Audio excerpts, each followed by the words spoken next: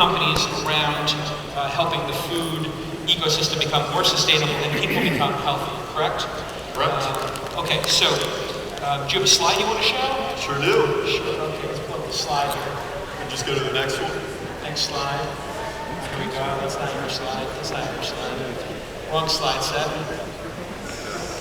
No, is it? No, this is another, that's Tim Draper's slide set. All right, here we go. All right, so now your company is called Hampton Creek. What do you do? So we're really focused on the idea that right now the reality is that convenient and cheap food, as most people know, probably isn't the best for our bodies and certainly isn't the best for the world, right? So we actually reverse it. So we think the only way you really change things is to make the convenient and the cheap thing actually better for our bodies and better for the world. And we start with maybe a surprising place, which is egg production. So the cheapest, most abundant source of animal protein on the planet is a chicken egg. About 1.8 trillion chicken eggs are laid every single year around the world. So our approach to dealing with this, which is really a problem. So you have birds in small cages, you have environmental issues. Our big idea is let's take the animal out of the equation and instead build a platform for looking at the world's plants and identifying a plant, and we've looked at 11 of them, that is as, if not more functional than the chicken egg at a price that's disruptive. So if you're a General Mills or a Kellogg's or a Nestle, and you buy hundreds of millions of pounds of chicken eggs every single year, I say we have a product that's less expensive. If you're a large retailer, which we're working with, I say we have a mayo product, typically an egg-based product, that's significantly more expensive. So that's kind of our theory of change in this world. Got it. Okay, so you took what is the most efficient protein source on the planet and said, let's make it even more efficient?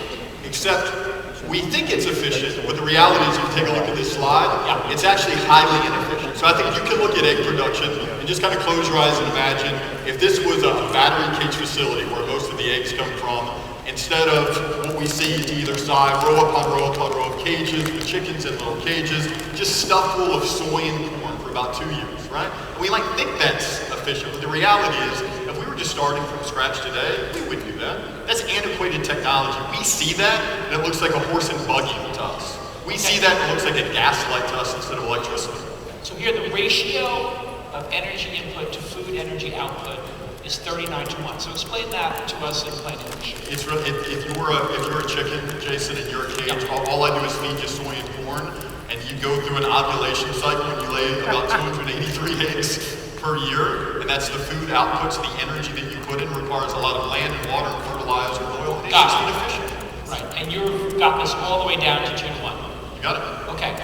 So, how does it taste? Let's get right to it. So, these 1.8 trillion eggs, they end up in a lot of places, right? They don't just end up in a scrambled egg, which we'll take a look at. They also end up in cookies. So, good people every day are eating cookies with a chicken egg in it. So, we have some cookie dough made with our product in it and made with a chicken egg in it. And we want you to do a blind taste test. Do you feel like that? Rob, you want us to try this with me? Okay, Rob. So, we got sample A and sample B here. Yep. Now, one of these is raw cookie dough with raw eggs in it, which will kill us with salmonella, and then the other one is yours. Yep. So whichever one makes us sick is the eggs. It's easy. Okay, you first. So as you tasted it, the chicken egg, it does a lot of things. It does 22 different things, but it's also not getting any better, right? So we can actually use technology, which for us is based upon looking at plants around the world, and actually make things better instead of stagnant. Okay, I've tasted the first one. It tastes like cookie dough. It's got like a sugary, creamy I confirm this cookie dough also tastes like So you're going to pay attention to the mouthfeel, the flavor release. Okay. So the first one I took, egg, was very smooth and creamy. Okay. Texture is very comparable to me. The mouthfeel is pretty much the same. The mouthfeel is the same, you're right. Actually, you know what? There is no way if 100 people did this and you gave them alternating spoonfuls of it, that anybody could tell which was which. So we hope they tell, because ours will be about 20% more affordable. So that's the theory of change. You're only going to win if you make the good thing the more affordable thing. The one on the right is a product made with a plant instead of a chicken egg that comes in a cage. I was about to say that this one tasted richer. What did you think? I actually prefer this one. I actually thought this to me was richer, and the first one was too oily. Our R&D team, which is somewhere right now is probably applauding right now. It's pretty impressive, okay? Well, good. All right.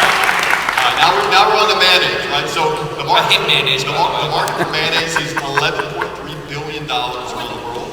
Now why do we need to make mayonnaise with a chicken egg that comes from these awful places? Let's instead maybe make it with something more efficient, a plant. And remember, this is not a vegan thing. This is about being smart. It's about being efficient. It's about building a food system for everyone. So these are 3 different mayos. 2 of them are chicken egg based, and the other one is made with the plant. Yeah. I hate mayonnaise. So do Here I. we go, Rob. You try the first one. You tell me. You go first. One of the key functionalities of the egg is emulsification, right? Can it bring oil and water together? Very hard to do with a plant. God. Mayonnaise with a spoon. You don't want to eat bread. Never liked mayonnaise, but that is nice tasting mustard and mayonnaise. There's that, like that thing you don't like. Yeah. Yeah, it's like a mustard and mayonnaise. Right here, put the used ones over there. No double dipping, right? Here we go. You go first. So this mayonnaise, Jason, took 2 years to develop. 2 years to make one jar? Over 3. I don't know if this is not efficient. Yes, I know. We do what we get. So this is. All right. Now, okay, now there's a difference. This one was more oily and tangy. This one's flavor profile is a little more creamy. I think this has more flavor overall. This one had more flavor, like tangy, but this one was more creamy. But I don't, neither of them taste bad, right? No. They both taste like mayonnaise. Yeah. And we want people, again, this is kind of our theory of change again, we want people to slap this on a hamburger, on a turkey sandwich, on salami. This is not about thinking sort of the dogma of vegan or not. This is about figuring a way to make things better for everyone. Okay. Now this one tastes a little different. It's fluffier. It's lighter, right? It's a lighter, fluffier. So you had tangy, this one was a little more creamy, and this is like fluffier. It's a consistency, but I would say if anybody ate this mayonnaise, had this mayonnaise on a sandwich, it would be a fantastic BLT. None of them tasted bad. There was absolutely no way anybody could tell the difference. What do you think? I think they're good. In fact, I think the beauty of this is you have complete control over all of these properties. I mean, once you're building it up, once you're designing it, you can make it taste like anything. That's right. You don't have to be limited by what mayonnaise has been in the past. That's right. So Right, but which flavor did you like? I like this one. You liked this first one, the tangy, but that's more for the flavor profile, is the tanginess. What about the mouth consistency, the kind of mouth feel? You know, I like this one too. This one was a little too oily for my taste. Too oily, okay. Yeah. So now what are we supposed to do, pull these out? All right, let's see what we let's did. do the grand reveal. And I actually don't even. All right, this is the fluffy one. If you look on the bottom, Oh, the bottom, okay. that's Hellman's. The on fluffy left. was the Hellman's, okay. That's the leading brand on the left. Okay, the tangy one that you liked, and I think I'm gonna go with the tangy one I like best too, was Miracle It's Whip. Miracle Whip. And the middle one In the middle was was just ours. bad. So yeah, I say they were all very good. Yeah. It was really the flavor profile. Could you add the tanginess to this? Or could you do multiple flavors? So again, this is kind of the way that we think about it is we're not trying to be the same, we're trying to be better than the cheapest, most abundant source of animal protein. And we think some of the flavors come out a little bit more, and I think you'll notice that in the Chipotle we also have sriracha and Oh yeah, that's good. I love sriracha. Well, that's delightful. Okay. So, Now what is, okay, let's get to brass tacks. What is, you proved your point here very easily. yep. This is the exact same, if not better. How is it made? So we've looked at over 3,000 plants around the world, and we've selected 11. There's actually one in the mayonnaise, and it's a particular cultivar varietal of a Canadian yellow beet that we've identified. We work with farmers. We bring it in, we put it through a light, that's the yellow beet, there it is.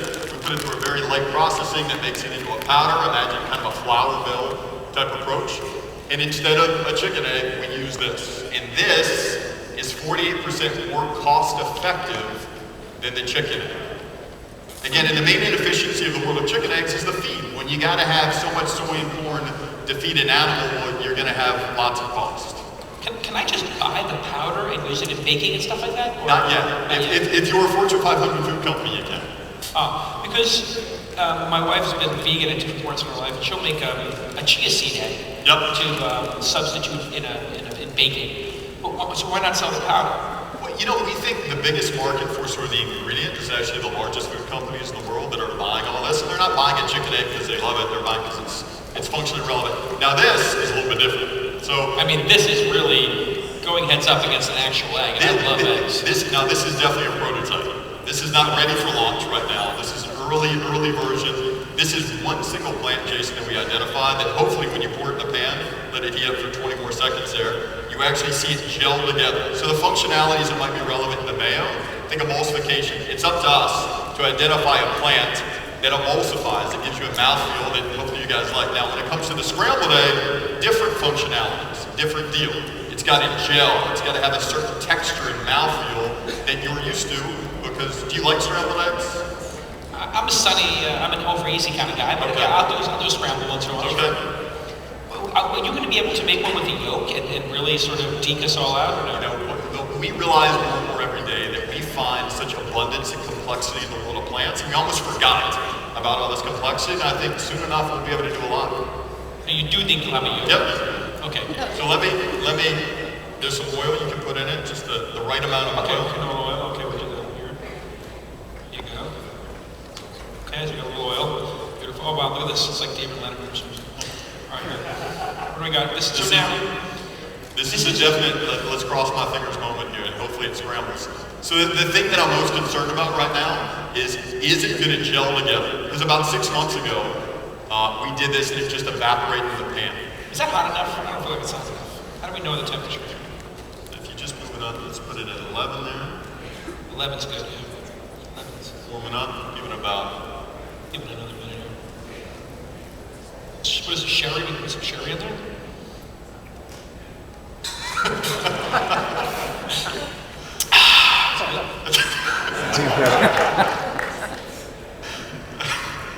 You want to hit that? I might need some if it doesn't work. That's tasty. All right, here we go. All right, let's do it. I'm pouring it in. It looks almost like pan. No, actually it does look like, yeah. Is our pan hot enough here? Go 12, go 12. Let's warm this up a little bit. All right, now let's talk about your company while we're doing this, Rob. You are also going after food. What's your approach, and why did you start your company? What do you do?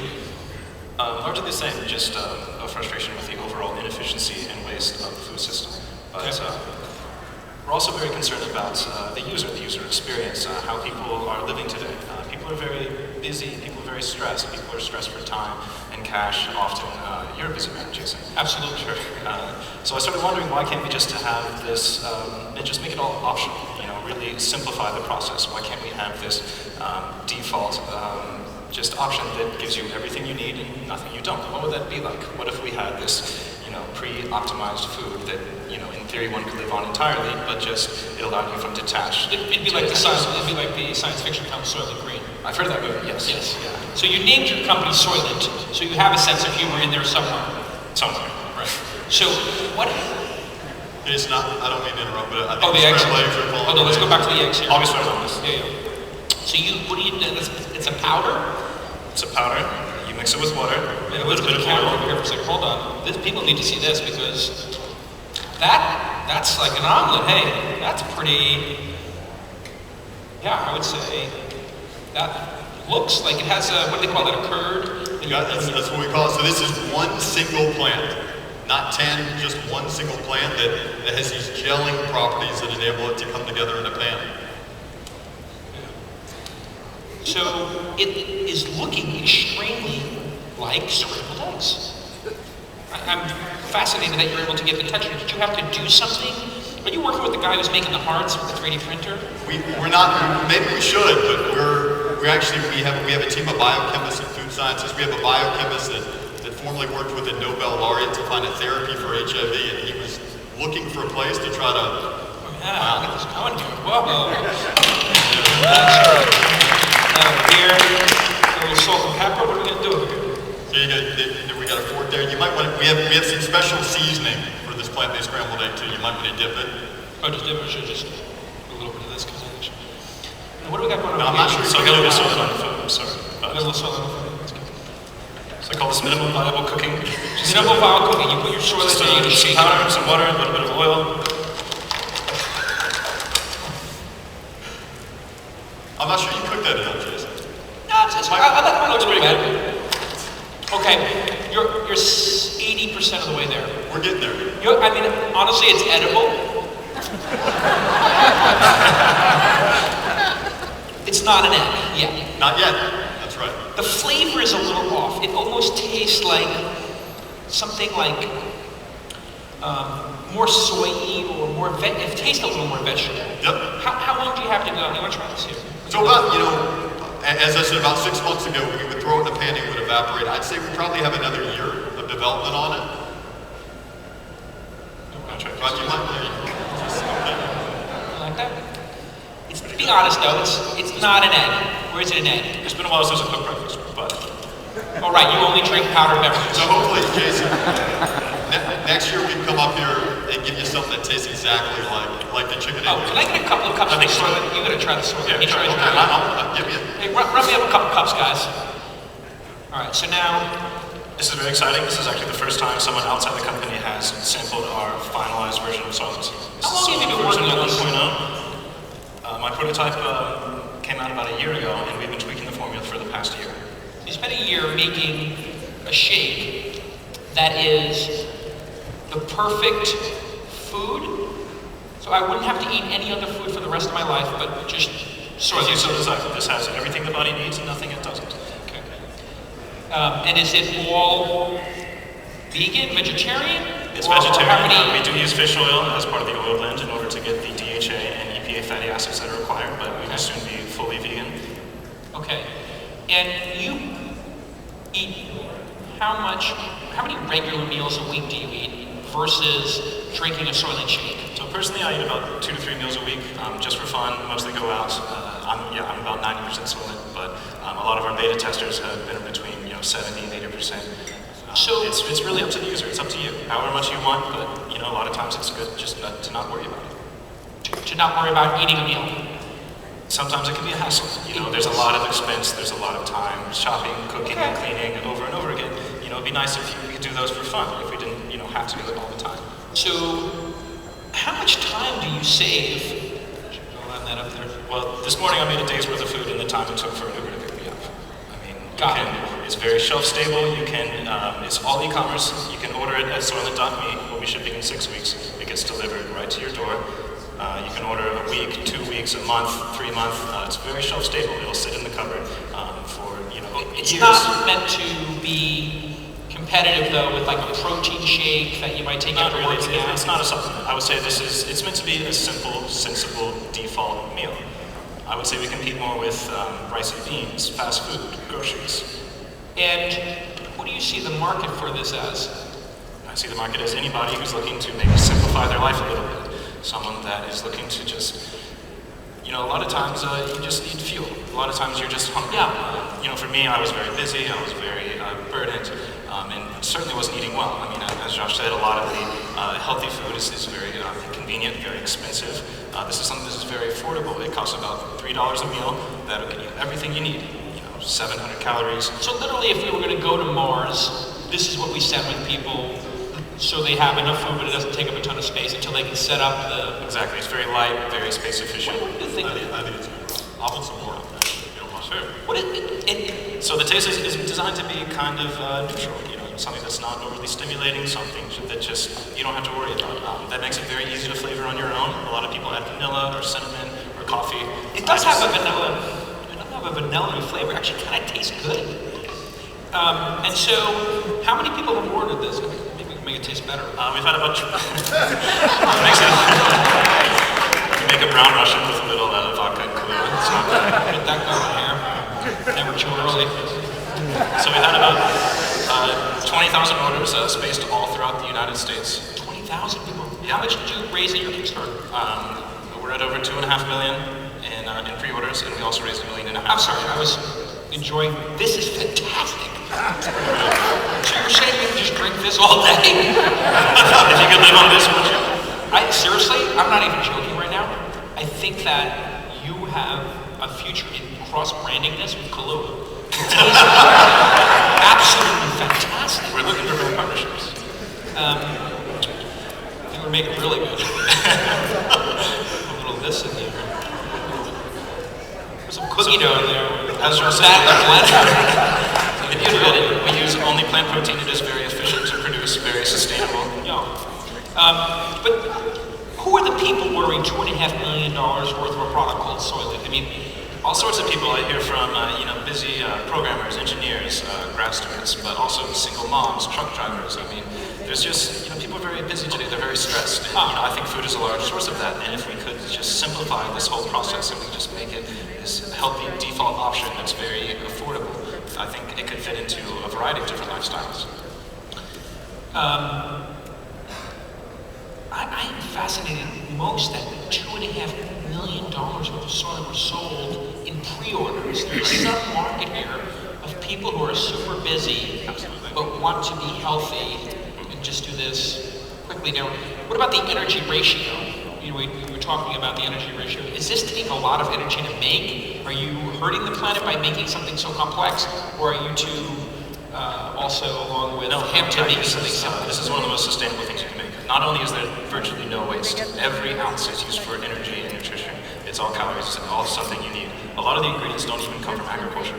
You need minerals like calcium and magnesium and potassium. These things can be mined. You don't even need to grow plants for those. Vitamins can be synthesized industrially. You don't even need farms. In the future, the protein and the lipids and the carbohydrates do come from agriculture now, but in theory, in the future, it is possible to produce these through algal production. You can basically ferment, you can grow, you can synthesize. Like algae or algae beds, you think? Algae going to play a part in this? An algae bioreactor, in theory, could produce everything that is in here without using orders of magnitude less land and water and energy than traditional agriculture. What is an algae reactor? For people here who don't know, because I don't think any of us know what an algae reactor is. We're envisioning like 3 Mile Island with green stuff coming out of the top. What is that? An algae reactor? No, in fact, it's completely carbon neutral, no emissions. It takes in air, water, and sunlight, and it synthesizes basically the same things that the plants do right now. There's just less waste because it synthesizes it directly. So let me ask both of you this question. People are very worried about the planet, CO2, food supply, water. You've been working on this collectively for a couple of years now. Are you guys worried, or do you have an insight into food production and where it could go that you're sleeping well at night thinking, hey, if we add another 2 or 3 billion people over the next couple of years, we're going to be okay? Yeah. So I think one of the biggest challenges facing all of us is, we have 9.5 billion people on the planet by 2050. How do they eat without destroying the environment? And I think I actually am more optimistic now because, listen, people are busy. They have a burden called the bottom line and they want convenience. And I think for the same reason we're eating in a way that doesn't align with our bodies or the planet, we can do the reverse. And if we bring the cost way down with technology and smarts, we can change the dynamic. So your belief is those people making cookie dough, when they taste the fact that you've made something that is cheaper for them, and consumers can't tell the difference, they're going to come to you and say, hey, you just made us an extra 20 cents per package. In the last 90 days, we've signed 6 agreements with Fortune 500 companies. Okay, so these are regular old people at Fortune 500 companies, and they get the issues. It's not that they don't get it. The problem is when the solution is more expensive, you're going to get it done. But if the solution actually aligns with their lives and the burden that they have, call it a bottom line, you get them to say yes. More optimistic, less optimistic after your entrepreneurial journey creating Soylent? Incredibly optimistic. I think the beauty of sustainability is it really implies greater efficiency. There is less waste involved, which means you are going to have a lower cost product, and with greater understanding and ability to create anything, you can have a very high quality, very enjoyable product of a very, very good user experience. So I think it's going to be fine. Can people bake with that as well? Yeah, it's heat stable. People bake with it. I've seen cookies, muffins, tiramisu. I'm not much of a cook, but so somebody could make a dessert with this, and the dessert could have we could just eat tiramisu for the rest of your life. Is that what you're saying? Would you? Wait. So you're right. In theory, this is a very simple base. We basically try starting with milk, and flour. Something that's a very staple thing. So in theory, you could have this standardized nutritional base, which is everything the body needs, and it avoids all the undesirables like cholesterol and simple sugars and saturated fats. And you could make that on the applications and flavor side, you can make anything: ice cream, tiramisu, a cheeseburger, like a very exciting company called Beyond Meat has done. It's all very exciting. Where will we be if you can keep your company solvent, and you can keep your company solvent, you can keep raising money, what will the world look like in another 10 to 20 years in terms of food production, and even animal cruelty in some cases? What do you think the world will look like in 10? I think, as always is the case, when new innovations come along, like from the gaslight and electricity, convenience sets in and affordability sets in. And I think we'll have a world in which technology, like what Rob's doing, like what we're doing, more and more people, billions of people, will choose something that's a little bit better for the world, not because they care about the world, but because it makes sense for their lives. So I think you'll have a revolution in food with that. And I do think there's a big space for farmers markets, for free-range egg production, for a place that says, let's move away from the crazy systems and do something a little bit different. So we can disband this crazy, which maybe in another 50 years we'll look back at this point in humanity and say the way we treated these animals was abhorrent. We may only have real eggs, once a month or once a week, and it will be like a little bit of a delightful thing, but it won't be these millions or tens of millions of chickens laying eggs in basically prison. Hold on, some of my friends in Northern California can afford to pay $6 for a dozen free-range eggs. That's not reality. So we think our reality is to solve the problem means solving the problem forever. Where do you think we'll be, Rob, 10, 20 years from now, if you guys can stay in business and keep pursuing this? Yeah, so I think that we can essentially make hunger and malnutrition obsolete. It really is. It's a resource problem. It's a scaling problem. If you can produce enough calories with low enough financial and energy expenditure, you can, in theory, there will be enough to go around. You can feed everybody, as well as have a better, more balance in the diet and avoid the undesirables that are naturally occurring in a lot of foods currently. $3 a serving with your built-in margin. In 10 years, what will you get a serving of that down to, just based on scale and growth? Given decades, I think this could be all the way down to $1 a day. Something that can be cheap enough for anybody. So the concept of food being a scarce resource and paying for nutrition is going to go away. Absolutely, it'll be a utility like power or water. As we scale and we standardize, we can improve the quality and reduce the cost. All right, let's hear it for Josh and Rob. Really amazing work, guys. And we're going to do a quick set change, and then we're going to fly some more drones.